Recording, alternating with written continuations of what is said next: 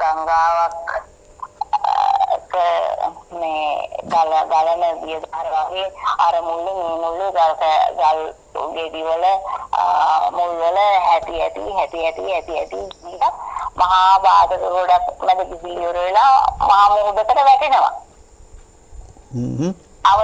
අවසානයේ මේ අර දියදාර මහා මුහුදකට වැටෙනවා. ඒ මහා මුහුදට වැටුණායින් පස්සේදී අවසානයක් දකින්න. මහා මුහුදට වැටුණාම ඉවරයි. මහා මුහුදට වැටුණාට ඉවර වෙන්නේ නැහැ. ඒ කියන්නේ මහා මුහුදට වැටෙනකන් මේ කියන්නේ තිබුණු අර මහා පීඩනය අඩු වෙනවනේ. මහා මුහුදට වැටෙන මහා මුහුදට වැටුණාට පස්සේදී ඊට පස්සේදී ඒ වතුර තව ඒවට කවලම් වෙලා ඊට වැඩි දෙයක් වෙන්න ඕනනේ. නෑ ඔය හිතන විදිය කියන්නේ. දැන් ඔය කියන්නේ උපමාවක්නේ. ඒ උපමාවේ නිර්මාණකරුවා ඔයා. ඒකේ අර්ථ දෙන්නත් ඔයා. දැන් ඒක නිසා ඔය නිර්මාණයේ ඔය උපමාවේ අර්ථය මම දෙන්න ගියොත් එහෙම ඔයගේ කතාව කියවෙන්නේ නැහැ. ඒ කියන්නේ දැන් මට තේරෙන්නේ මහා මුහුදට වැටෙනකන් අර මේ ගොඩාක් තිබුණු බාධක ඒක දැන් ගංගක් කිව්වොත් මේ අර දෙපැත්තේ ඉවුරු දෙකකින් සීමා වෙලා තියෙනවනේ. සීමා වෙලා කියනත් දැන් සාමාන්‍ය ගම් වතුරක් යනකොට මේක සීමාව ඉක්මවල යනවනේ. එහෙම දේවල් සිද්ධ වෙනවනේ. ඉතින් ඒක පැත්තකින් බලමු අපි ගංගාවක් කියලා මේ අත දෙන්න ගත්තොත් ඒ පැතිකඩවලුත් තියෙනවා. සාමාන්‍ය විදිහට ගලාගෙන යන ගංගාවක් කියලා ගත්තොත් නම් එහෙම කියන්නත් බෑ. ඒක වෙනස් ජීවිත වෙනස්නේ. මෙහෙමයි මට ඔයා කියන්න හදන දේ මට තේරුම් ගන්න ඒ වගේ පණිවිඩ එන්න ඕන. දැන් ඔයා කියන උපමාවක් තියෙනවනේ. ඒ කියන උපමාවෙන් මට ඔයා කියන්න හදන දේ තේරෙන්න ඕන. ඉතින් මේක පසුකරන ජීවිතේ ගංගකට සමාන කරනවා. ඊට පස්සේ ඉතින් ගංගාවකට සමාන කරන්නේ ගංගාවක් නතර වෙන්නේ මහා මුහුදට වැටිලානේ. එතකොට මහා මුහුදට වැටෙනකන් තියෙන බාධාවල් ටික තමයි මම කිව්වේ. අපිට ලක්ෂණට මේ ගංගා ගලන එක පේනුවාට ගංගා ඇතුළට ගත්තන් පස්සේදී අර අපේ ජීවිතේ වගේ මහා පීඩාකාරී බාහිරින් ලක්ෂණට පේනුවාට. ඒ කියන්නේ ගංගක මේ ඉන්න මාළුවෙක් වගේ නෙමෙයි මේ මිනිස්සෙක් ගංගකට වැටුණා වගේ එහෙමයි. මිනිස්සෙක් ගංගකට වැටුණා වගේ නෙමෙයි මේ සිතුවිලි ධාරාව ගංගක් කියලා මම කියන්නේ. ජලය හා සමාන කරලා.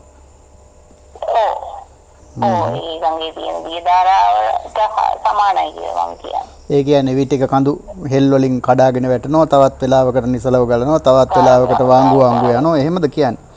සමහර වෙලාවට ඉරු කඩාගෙන යනවා. ඒකද කියන්නේ? ඔව්. ජීවිතය කියන්නේ ඒක කියලාද කියන්න හදන්නේ? ජීවිතේ යම් කිසි තැනකට යනකම් අපේ ජීවිතේ අර පසු කරන ටික ඒ වගේ. ඊට පස්සේදී මහා මුහුදට වැටුණාට පස්සේදී ඒකේ දිය ධාරාවේ මේ අර පතුල රසය ඒවා වෙනස් වෙනවනේ. ගංගින් කොච්චර වතුර ආවත් අර කරදිය නිදිය කියන එක තියෙනවනේ. කොච්චර මේ නිදිය මේ මුහුදට වැටුණත් කරදිය බවට පත් වෙනවනේ. ඒ කියන්නේ ලුණු රස වෙනවනේ කොච්චර වතුර එකතු වුණත් මුහුදට ආවයින් පස්සේ. අපේ ජීවිතෙත් එතකොට අර මේ පිටාර ගලන්නේ නැතුව අරම ගලාගෙන ගිහිල්ලා මුහුදකට කියන්නේ යම් කිසි තැනකට ස්ථාවර තැනකට මේ අර නිවන කරා යන එක මට අර මහා මුහුදට වැටුණා සමානයි කියලා තේරෙනවා. ඒකම බාධාවල් තියෙනවා. ඒ කියන්නේ ඔක ජලයට සමාන කරපු නිසා තමයි ප්‍රශ්නේ තියෙන්නේ. ඒ කියන්නේ ජලයකට සමාන කරාම ජීවිතේ එතකොට ඒ ජලය කවදා හෝ මොන මොහොතක හරි අනිවාර්යයෙන්ම මේ ඒ කියන්නේ අපි හිතමු ඔන්න මහවැලි ගඟේ පටන් ගැම්මෙන්ම ඔන්න ජල බිඳුව පටන් ගත්තයි කියලා. ඒ ජල බිඳුව අඩුම ගානේ මේක මම මේ භෞතිකයක් වශයෙන් පනවගෙන කියන්නේ අඩුම ගානේ අවුරුද්දකින් හරි කමක් නැහැ මහ මුහුදට වැටෙනවමනේ. නේද? නැත්තම් ඒක ගලාගෙන යනවාමයි කියලා හිතාගෙන මම මේ කියන්නේ ඒක මහ පොළොවට උරනවා එහෙම කියන්නේ නැතුව මේ. ඔය ජල බිඳුවක් ගත්තේ මොකෝ? ඉතින් අපිට ශේෂය ගන්න වෙන්නේ මේ විදිහටනේ. මුළු ජල දහරම ගත්තොත් එහෙම අපිට ඒක විනිශ්චය කරන්න බැරි වෙනවනේ නේ. ඇයි ඒව අතුයිති බෙදිලත් යනවනේ කුඹුරු ගොවිතැන් පිටි වලට යනවා, ඒ වැව් වලට යනවා, ඊට පස්සේ පොළොවට බහිනවා, කිඳා බහිනවා එහෙම තියෙනවනේ. වාෂ්ප වෙනවා. ඔව් අතරමඟ ජීවිතේ එහෙම නැතිනාස්ති වෙනවනේ එක පැතිකඩවල වලට ගිහිල්ලා අපි මහමෝදට යනවා කියලා. ඉලක්ක කරත් එහෙම දේවලුත් වෙනවනේ. අතුයිති වලට බෙදලා යනවා, එක බාධක ඇවිල්ලා එක ප්‍රශ්න මත ජීවිත වෙනස් වෙනවනේ. අපි ඉලක්කයකට ගත්තට ඕනේ මෝදටම වැටෙනවයි කියලා ඉලක්කයකට ගත්තට දැන් අපි නෑ ඔයාලට කියන්න ඕන කමනේ මුහුදට වැටෙනවයි කියලාද මුහුදට වැටෙන්නේ නැහැයි කියලාද? මුහුදට වැටෙනවයි කියන එක මට අර මේ පරමාර්ථයට යනවයි කියන එකත් අර මාතු විදි බෙදලා යන එක වෙන පැතිකඩ වලට යනවයි කියන එකත් තමයි කියන්නේ.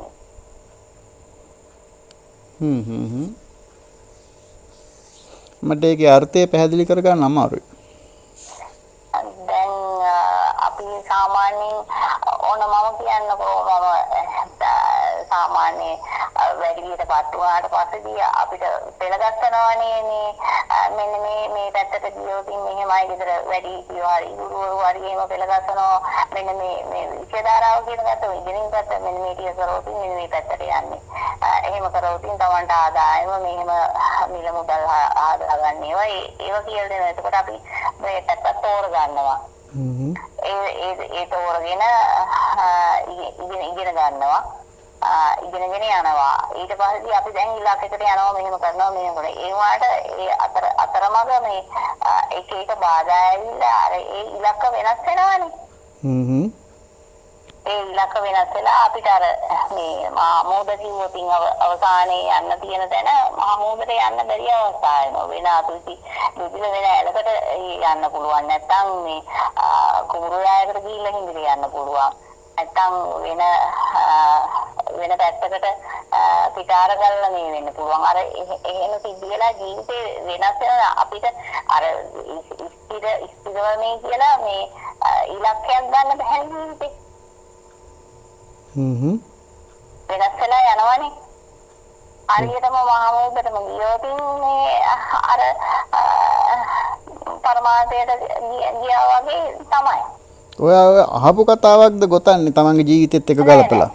නෑ දැන් අපේ අර දූත් එක ගත්ත ප්‍රශ්නය මට තේරෙන්නේ ඇයි ඉලක්ක කරන් හිටියා කොහොම වෙන්නේ නෑ මේ වෙන්නේ නෑ කිය. අර මහමෝදට යනවා වගේ තියෙන කරගෙන හිටියා. ඒ වුණාට යම්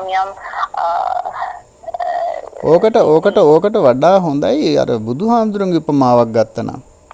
මොකද්ද? බුදුහාඳුරුන්ගේ උපමාවක් තියෙනවා මේ දියදහරකට වැටුණු කොටයක් වගේ කියලා ජීවිතේ. ගඟකට වැටුණු කොටයක් වගේ සමහර කොට තියෙනවා ඒක මහ මුහුදට යනවා. සමහර කොට තියෙනවා මිනිස්සු අරගෙන පළල දරට ගන්නවා. සමහර කොට තියෙනවා විවිධ හේතු මත ඉවුරවල හැප්පිලා අර දෙගල් ලස්සේ ගිහිලා නැවතිලා තැම්බිලා කුණු වෙලා එහෙම්මම ඒ පොළොවටම දිරලා යනවා. ඒත් මහ මුහුදට යන්න වෙන්නේ නැහැ. සමහර ඒවා තියෙනවා ඒවා පාරු වලට හදා ගන්නවා. සමහර කොටන් තියෙනවා ඒ දණ්ඩකට තියා ගන්නවා. තේරෙනවද මේ ගඟට වැටිච්ච කොට? එතකොට මේ අර කොටේකට තමයි ජීවිතය උපමා කරලා තියෙන්නේ. ගඟට උපමා කරලා නැහැ කොයි වෙලාවකවත්. එතකොට ඒකෙන් කියන දේ තමයි මේ මිනිස්සු ප්‍රයෝජනෙට ගන්නවා කියලා කියනකොටම තියෙන දේ තමයි දැන් අපි කියනවනේ කොටයක් මේ මම සම්පූර්ණ උපමාවම නෙමෙයි මේ කියන්නේ පොඩි කෑලි අරගෙන කියන්නේ. ජීවිතය කියලා කියන්නේ ගඟකට වැටිච්ච කොටයක් නම් මේ කොටය ගංගාවේ පාවෙලා යනකොට සමතලා භූමිය වලත් ගඟ ගලනකොට නිසලව ඒක නිසලව ගලනවා. ඒ වගේමයි සමහර තැන් තියෙනවා ටිකක් රෞද්‍රව කඩාගෙන වැටෙන තැන්. ඒ තැන්වලදී අතන මෙතන වැඩි සමහර තැන්වල නැවතිලා සමහර තැන්වල අර එක තැන තියෙනකොට අර දියසේවල එහෙම බැඳිලා ඒ වගේ දිරණ ස්වභාවයකට ලක් වෙනවා. සමහර තැන් තියෙනවා ඒ කොටන් ගොඩට ගහනවා යම් තෝටු පොළවල් වලදී ගොඩට ගහලා තියෙනවා ඒක. ඊට පස්සේ ඒවා ඒ පළාත්වල ඉන්න මිනිස්සු අරගෙන ගිහිල්ලා ලිපට දා ගන්නවා. ඉතින් ජීවිතේ උපමා කරලා කියනවා භික්ෂුවකට උපමා කරනවා. එහෙම නැත්නම් මේ නිවන හොයන කෙනෙකුට ඒ කොටේ උපමා කරනවා. ඒ කොටේ උපමා කරනකොට කියනවා සමහර කොට තියෙනවා මං කියවනේ කෙලින්ම විවිධ තැන්වල ලැබුම් හලවල් තිබුණට මුහුදටම ගිහිල්ලා වැටෙනවා කියලා. ඒ මුහුදටම වැටෙනවා කියලා කියන්නේ මුහුද සමාන කරනව නිවනට. සමාන කරලා කියනවා සමහර කොට තියෙනවා ඒ කොට ඒ කියන්නේ ජීවිත තියෙනවා කෙලවර නිවනම තමයි. එයාලගේ ඉලක්කය කොහොම හරි සම්පූර්ණ කරගන්නවා. තව සමහර කොට තියෙනවා අර තොටුපොළවල් ළඟකදී මිනිස්සු ගොඩට දාගෙන දරට ගන්නවා. ඒ කියන්නේ නිවන් දකින්න යනවා කියලා සමහර මිනිස්සු තීරණය කරලා ඒ තීරණය කරපු අය සමහරු පැවිදි වෙනවා. සමහරු ගිහිව ඉන්නවා. ඒ කට්ටිය හැමතිස්සෙම කරන්නේ මිනිස්සුන්ගේ උවමනා එපාකම් ටික කරලා දිදී ඒකම රස්සාව කරගෙන මිනිස්සුන්ට බැල මෙහෙවරකම් කරගෙන අපි කියන්නේ මේ මිනිස්සුන්ගේ දානේ අරගෙන මිනිස්සුන්ගේ ආගමික කටයුතු ටික කරගෙන පුද පූජාවත් පිළිවෙත් ටික කරගෙන එතකොට මිනිස්සු දෙන කන්න බොන්න දෙන ටික අරගෙන එයාලා මේ මිනිස්සුන්ට යට වෙනවා. මිනිස්සුන්ගේ අර දෙන දේවල් වලට යට වෙලා ඒ කට්ටිය එහෙමම යනවා. ඒ කට්ටිය ආපහු මහ මුහුදට වැටෙන්නේ නැහැ. මොකද ඒවා මිනිස්සු අරගෙන ගොඩ අරගෙන. තේරුණානේ? ඒ කොටේ මහ මුහුදට යන්නේ. ඒක අර මිනිස්සු ගොඩ අරගෙන මේ ලිපට දාගත්තා වගේ තමයි. ඔව්. නිවනට යන්න එක මෙගොඩින් ඉවරයි. තව සමහර කොට තියෙනවා ඒ කොට අර පතුල් වල ගිහිල්ලා හිර වෙලා එහෙම්මම තැම්බිලා කුණු වෙලා ඔව් ඒවා එහෙමම මේ මහ මුහුදට යන්න වෙන්නේ නැහැ. මෙහෙදිම නිකන් පොහොර වෙලා යනවා. ඒ කියන්නේ තව එහෙම කියන සමහරුන්ගේ ජීවිත තියෙනවා මේ බණ කියලා කියන්නේ දෘෂ්ටි වලටනේ.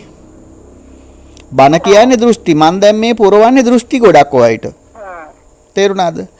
ඒ දෘෂ්ටිවලම එල්බිලා ඒ දෘෂ්ටිවලම ගිලිලා ඒ දෘෂ්ටි වලින් ගොඩ යන්න නැතුව ඉන්නෝ පිරිසක්.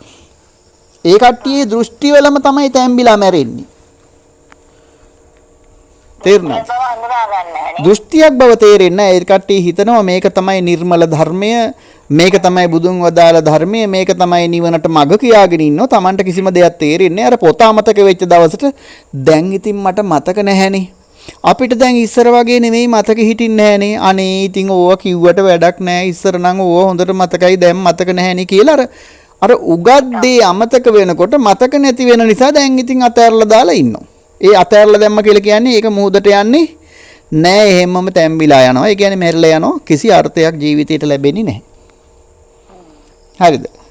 අන්න ඒ වගේම තව සමහරුන්ගේ ජීවිත තියෙනවා මේ අර ඒ දණ්ඩක් වෙනවා. ඒක ඒ දණ්ඩකට තියාගන්නවා. කට්ටිය කොටේ ගොඩට දාගෙන ඒ දණ්ඩකට තියාගන්නවා. ඒ කියන්නේ තමන්ට ප්‍රයෝජනයක් නැහැ. හැබැයි තමන්ගේ මතින් අනිත් කට්ටිය වැඩ ගන්නවා. තේරුණානේ? තමන්ට ඇති ප්‍රයෝජනයක් උනේ නැහැ ඒක. මම ඔය උපමා ටික කිව්වම ඇතිස්. ඔය එක පුජ්‍යලයන්ගේ ජීවිත උපමා කළේ මේ අර ජලකඳට නෙවෙයි අර ජලකඳට වැටිච්ච කොටයකට. මොකද හේතුව අර ජලකඳකට උපමා කළාට පස්සේ ඒ උපමාවේ තේරුම් ගැනීම සඳහා තියෙන ප්‍රශ්න තියෙනවා. නේද? දැන් අර කොටයකට උපමා කරාට පස්සේ කොටයකට නම් ඉතින් හරිනේ. එතකොට ඒ කොටේ යන ගමනනේ කතා කරන්නේ. ජලකඳ ඕන දිහාව කියන්න පුළුවන්. කොටේට වෙන දෙයක් දැන තමයි කියන්නේ. ඒ උපමාව හරි පැහැදිලිනේ. ඔක මගේ උපමාවක් නෙමෙයි. බුදුරජාන් වහන්සේගේ දේශනාවන් ඇතුළත් කරා වූ උපමාවක් නේ. ඉතින් ඒක ත්‍රිපිටක සහිත දේශනාවක තියෙන එකක් නේ. ඉතින් අපේ ජීවිතය ඇත්තටම කොටයක් වගේ තමයි. මේ කොටේ මහ සමුද්‍රයට වැටුණාට පස්සේ තමයි මහ සමුද්‍ර නිවන ලෙසින් උපමා කරන්නේ. එතන කියන දේ තමයි මේ මහ සමුද්‍රයට වැටුණාම අර එක උපමාවක් තියෙන්නේ ඕනම ජලාශයක තියෙන පිරිසිදුවට තිබුණු එහෙම නැත්නම් ලවණ ගතියෙන් මිදිච්ච ජලය මහ සමුද්‍රයට එකතුනේ යම් දවසකද ඒ එදා පටන් ඒ සියල්ලම ලවණ රසයෙන් යුක්ත වෙනවායි කියන එක.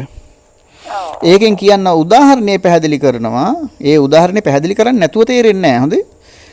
මොන කුලයකින් ආවත් මොන ගෝත්‍රයකින් ආවත් ස්ත්‍රී වුණත් පුරුෂ වුණත් ඊට පස්සේ පඬිත වුණත් මෝඩ වුණත් අපි දකින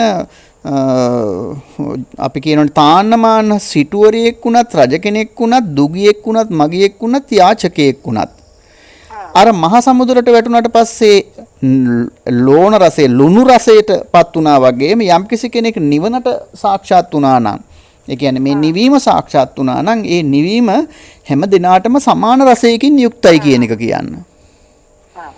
පැහැදිලි නේද? එතකොට උපමාවක් විග්‍රහ කරනකොට උපමාවක් තනනකොට ඒ උපමාව කියනකොට අනිත් එක්කෙනාට තේරෙන්න ඕන මෙන්න මේක තමයි මේ කියන්නේ මෙන්න මේක තමයි මේ වෙන්නේ. එයා උපමාව කියලා උපමාව ලියනකොට ඒ කාරණාව අනිත් කෙනාට සක්සුදක්සේ පැහැදිලි වෙන්න ඕන. අර එහෙම පැහැදිලි නොවෙනව නම් ගන්න උපමාව තේරුමක් නැති වෙනවා. පැහැදිලි නේද? ඒක නිසා ජීවිතය කියන්නේ හැම විටම මෙහෙම උපමා කරන්න පුළුවන්. ඔයා කියපු එකම හැබැයි මේ මං කියන මතේ එල්ලෙන්න එපා. මං කියන දේ දැන් ඔයාට කියන්න කතාවක් තියෙනවා. ඒ කතාව ඔයාට කියාගන්න බැරි එකයි උතන තියෙන්නේ. හරිද? එතන නැතුව මේ ඔයාගේ කතාව කියන එක වැරදි කියලා එහෙම නෙවෙයි කියන්නේ. ඔයා කියන්න හදන කතාවක් තියෙනවා. ඒ කතාව අපිට පැහැදිලි වෙන්නේ නැහැ. ඔයා කියන විදිහෙන්. මට මගේ හිත ඇතුලෙන් ඔය දේවල් කියනකොට මං මාර සතුටකටපත් වෙනවා. ඒ කියන්නේ කෙනෙකුගෙන් ඔබතුමා කියවනේ කෙනෙකුගෙන් අහපු බණක් දෙන්නති කියලා. ඔව්. අතකින්ම එතකොට මට මතක් වුණා මම මේක කිව්වට කමක් නැද්ද? කමන්නේ. මට ජෝසේ උගන්වපු ගුරුවරයෙක් හිටියේ. ඒ ගුරුවරයා ඉස්සෙල්ලම සෙත් කවි කියලා දීපු වෙලාවේ මම ඉස්සෙල්ලම ගෙදර ඇවිල්ලා සෙත් කවි දෙකක් හැදුවා. ඔව්. ඒ සෙත් කවි දෙක කියවනකොට ගුරුවරයා මට සෑහෙන දැන්නා. ඔව් අනුන්ගෙන් දේවල් අරගෙන ඇවිල්ලා කියුවයි කියලා. අනුන්ගෙන් දේවල් අරගෙන ඇවිල්ලා කියවනවායි කියලා.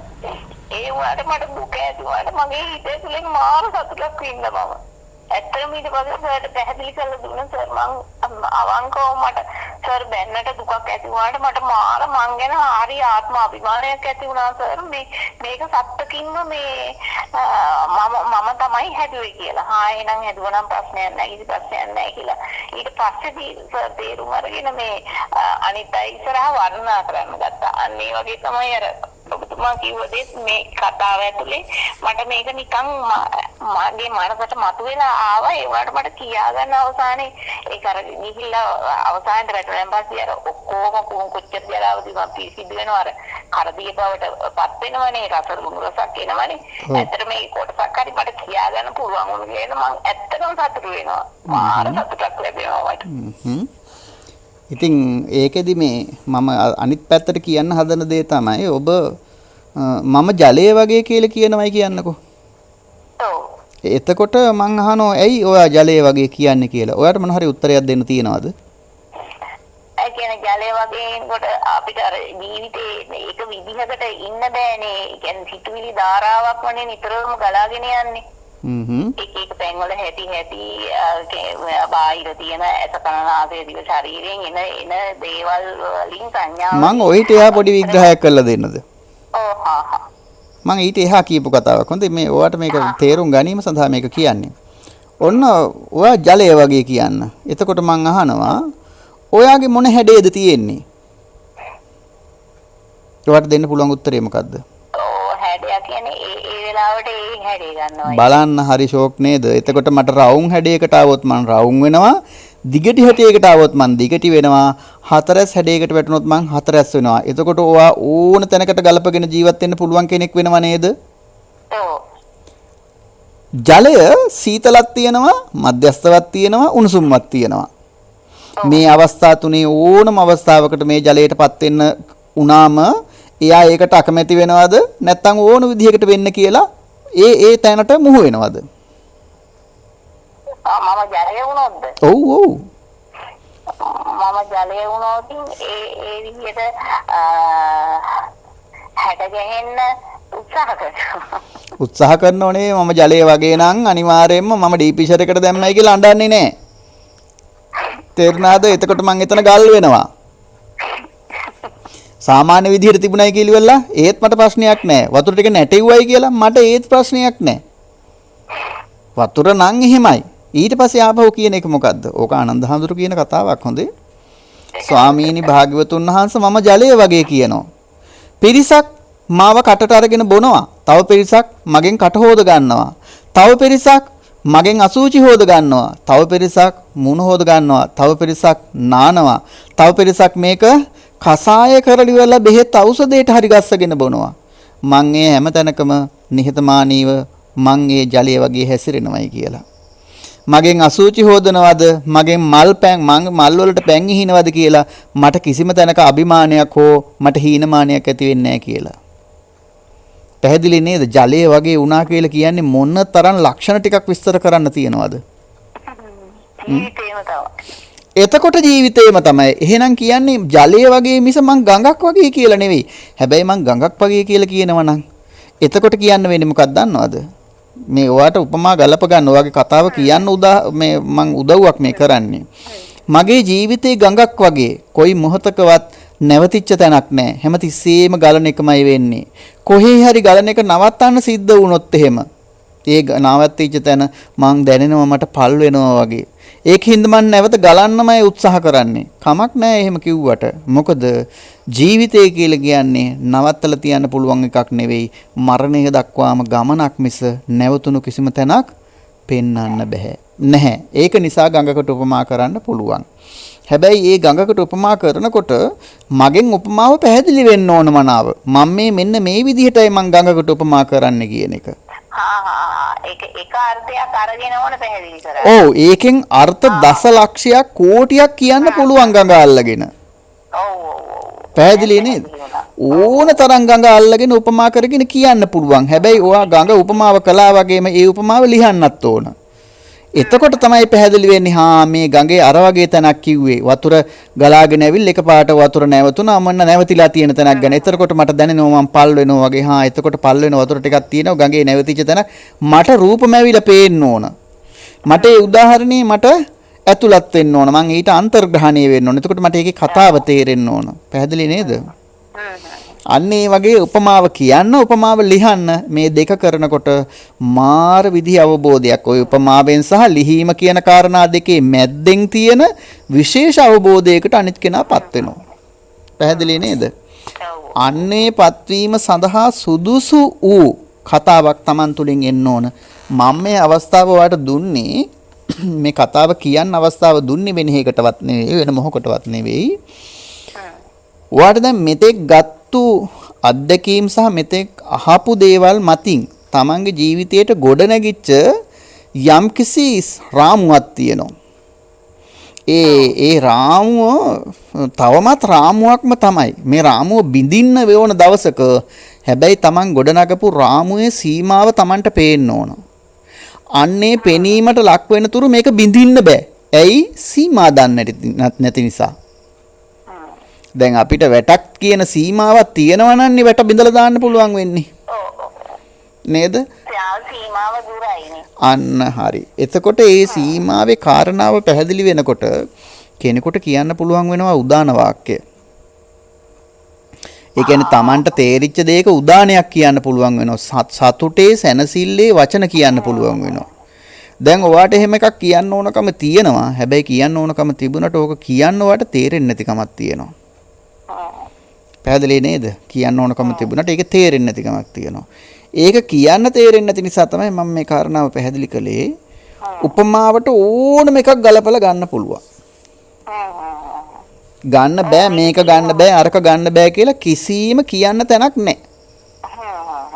හැම එකම උදාහරණයක් තමයි අපිට අර පිළගස්සා ගැනීම තමයි මේ තාම විසිරිලා තියෙන්නේ. අන්න හරි. එතකොට මේ ගඟක් වගේ කියලා මං හරෙන් මෙහෙන් ප්‍රශ්න අහනකොට නෙමෙයි ඒක ලියන්න ඕන. තමන්ම ඒ උපමාව කියලා තමන්ම ලියන්න ඕන. හරිද? එතකොට තමයි මේ කාරණාව පැහැදිලි වෙන්නේ. ඒක නිසා තේරුම් ගන්න මේ කාරණාවක් මම යම් කාරණාවක් තව කෙනෙකුට කියලා දෙන්න උත්සාහ කරනකොට මම දන්නේ මගෙනුත් මේ කතාව කොච්චර දුරට සාධාරණ සාර්ථකව සිද්ධ වෙනවද කියලා. හරිද? මගේ අතිනොත් මේකේ අඩුපාඩු ඕන තරම් ඇති.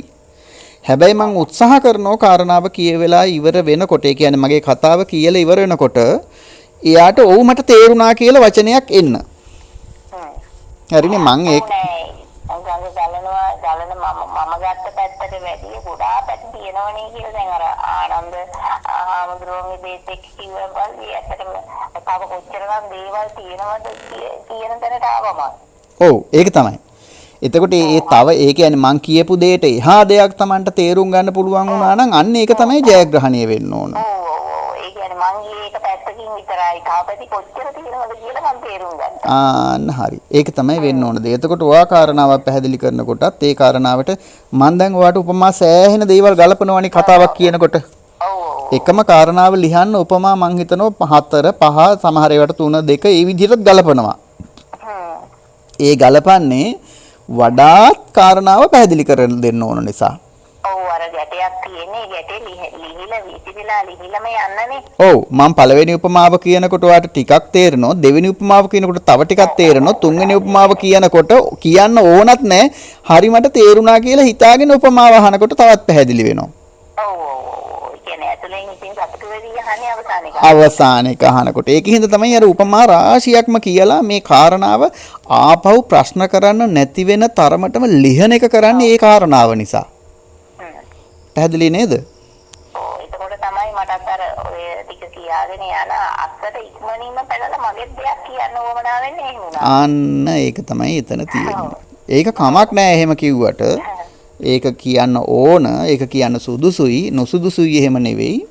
ඒකින්ද ඒක කියන්න, ඒකට උත්සාහ කරන්න. මොකද දැන් බොහෝ කාල සීමාවක් පුරාවටම සම්බන්ධ වුණා නම් යම්කිසි දවසක දුරකථනයෙන් ඒ හැම දවසකම ධර්ම සාකච්ඡාවක් කළාම තමයි. නේද? ඒ කියන්නේ ඒ තමන්ගේ අවබෝධයට නිසි වූ යම් මාතෘකාවක් අරගත්තාමයි. බොහොම කලාතුරකින් අවස්ථාවක තමයි එහෙම අරගන්න බැරි වුණා නම් බැරි වුණේ. එහෙනම් මේ හැම අවස්ථාවකදීම උත්සාහ කරන දේ තමයි ඔබ තුළ බුදුන් පහළ වීමේ මාවතක් පහළ කර දීම.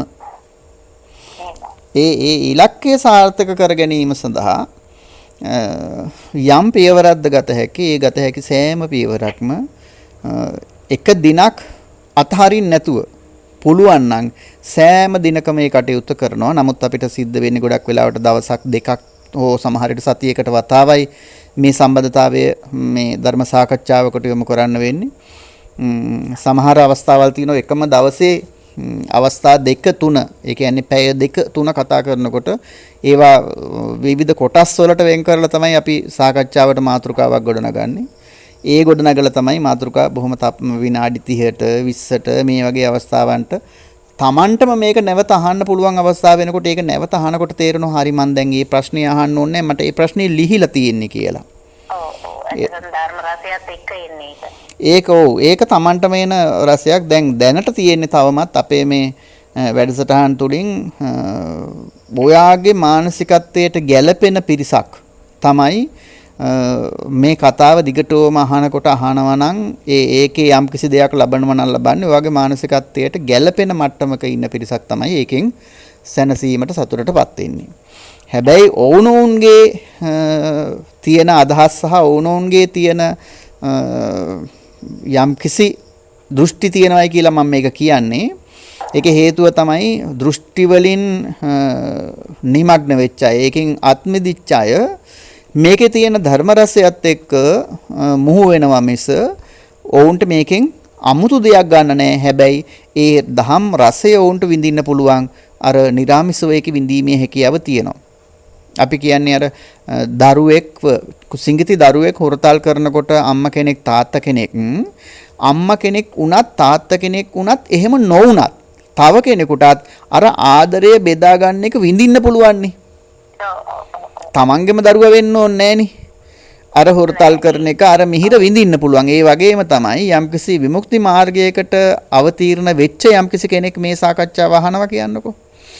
ඒ කෙනාට ඔයාගේ මානසිකත්වයේ තුල එයා ඉන්නව නෙමෙයි. හැබැයි මේක ඇතුළාන්තයෙන් විහිදෙන අර බුද්ධ පණිවිඩය එයාට දැනිලා එයා ඒ බුද්ධ පණිවිඩය රස විඳිනවා. ඒකේ පෞද්ගලිකත්වයෙන්ම ඒක විඳිනවා. අන්න හරි. ඒ පෞද්ගලිකත්වයේ තුලින්ම ඒක විඳිනවා. ඒක නිසා හැබැයි ඒ විමුක්ති මාර්ගයකට අවතීර්ණ වෙච්ච කෙනා විඳින විමුක්ති රසය තවමත් ඔයාට විඳින්න බෑ. ඔව්. හරිද? ඔයා මේ කතාව තුළ විඳින්නේ තාම ඔයාගේ තියෙන මානසිකත්වයට තියෙන පණිවිඩය විතරයි විඳින්නේ. මට මගේ මානසිකත්වයට මේ තාම සහනයක් විතරයි. අන්න හරි. අන්න ඒක තමයි එතන තියෙන්නේ. දැනට ඉතින් අපිට සාකච්ඡාවට සම්බන්ධ වෙන පිරිස සම්බන්ධව ගත්තට පස්සේ අපිට තාම බොහොම පොඩි පිරිසයි සම්බන්ධ වෙන්නේ. නමුත් මේ බොහෝ පිරිසක් ඔවත් එක්ක කරන මේ සංවාද අහනවා. ඒ කියන්නේ ඔවුන්ගේ ප්‍රශ්න සමහර විට ඔවත් අහන නිසා ඔවුන්ගේ ප්‍රශ්න වලටත් යම්කිසි පිළිතුරක් සැපේනවා වෙන්න පුළුවන්.